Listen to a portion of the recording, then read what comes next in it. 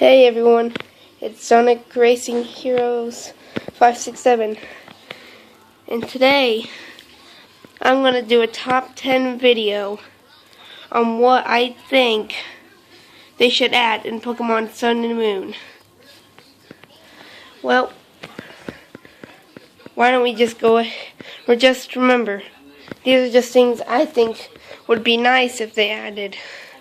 And I know if some of the things you guys may not agree with, but they're just things I think should be added, and I'll be personally fine if they add them with either way. Anyway, let's get right into the video. Number 10. Okay, well, so something I think they should add for number 10, I think they should add like this system for battling, for Wi-Fi, for internet battling, where you can, where it checks the Pokemon you have on your team, and then it lets you battle, and then you get to battle someone who's right around your strength, the same strength level as you. Not too weak or too strong. That way that way it'll be fair for people who just started the game and people who have played the game for quite a while already. So, like, that way someone just started the game and they just and they already have two, like, level 5 Pokemon, and then they go into a Wi-Fi battle and they fight someone with a full team of legendaries at level 100. That way something like that just doesn't happen. Because, you know, if they did that, then that way people wouldn't just rage quit a lot from Wi-Fi, and that way the game would make a lot more money. But that's just my opinion. Number 9. For number 9, what I think they should do is that, like, there's some, like, with certain, like with the Pokédex. I mean, not with the Pokédex. I mean, like what they did with X and Y and Omega Ruby and Alpha Sapphire, where you can find Pokemon in every area, from every region. Like how in X and Y you could find Pokemon from all over the regions instead of just Generation 6 Pokemon. I'd like it if they did something pretty similar to that. But anyway, that's just my opinion. Yep. Number 8. What I think they should do for number 8, what I think they should do could be something like with the Pokédex. Like usually in every Pokemon game, when you complete the Pokédex, you get the shiny charm, which makes it easier to get, which makes it a little bit easier to encounter shiny Pokemon. Something I would think they could do is that they could have like some secret legendary or mythical Pokemon somewhere that you don't need to complete the Pokédex. And when you complete that Pokédex, you get an item, and you take that item somewhere, and then you get to encounter that legendary Pokemon and try to catch it. And the best part about it is, you can kind of like the Victini in Pokemon Black and White, where you had to go do a special event to get the Liberty Pass to go fight them, and you could fight them as many times as you wanted. Do that so that way, in case you fail to catch them, you don't have the soft reset just to fight them all over again. Number 7. Something I would like to see is that there be like, for number 7, I'd like to see certain, like they add certain items that would actually make sense to have. Not like in the older games where you have to get the running shoes just so you can run. Because I mean, like in real life, you don't need shoes just to run.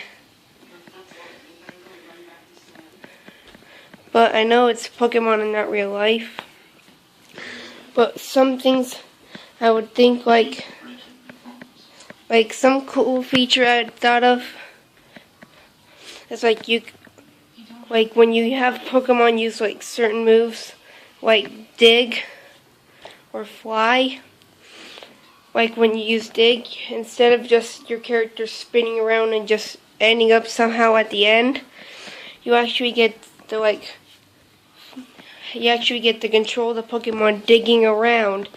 You have like a map on one of the screens to see where you're going, and you get to dig around to find out where you're going to go. And while you're doing that, you can also fight wild Pokemon there too. And with like fly, kind of similar to like what you do with the Latios and Latios thing with the Eon Flute and Omega Ruby and Alpha Sapphire. You actually get to ride the Pokemon and you fly around. Number 6. Something else I'd like to have happen in Sun and Moon is where like there's these of like how there's kind of like how they did in the Mega Ruby and Alpha Sapphire with the Delta episode. After you beat the main story, save the world from something bad that was happening, what would happen is that you would have to go through like something similar to like the Delta episode, but not like copying like the way they did it in the Mega Ruby and Alpha Sapphire. I don't really have any ideas on how that could happen. It's just I wonder if they'll do just an idea. Number 5.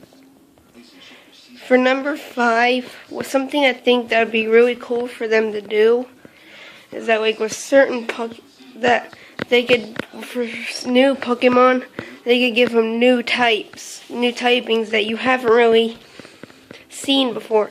Like how they did with X and Y and Omega Ruby and Alpha Sapphire with the Hoopa and Volcanion. Because Hoopa was the first Psychic and Ghost type, and Volcanion was the first Fire and Water type. And that kind of made me think about some cool, that they should add like new typings that haven't happened before.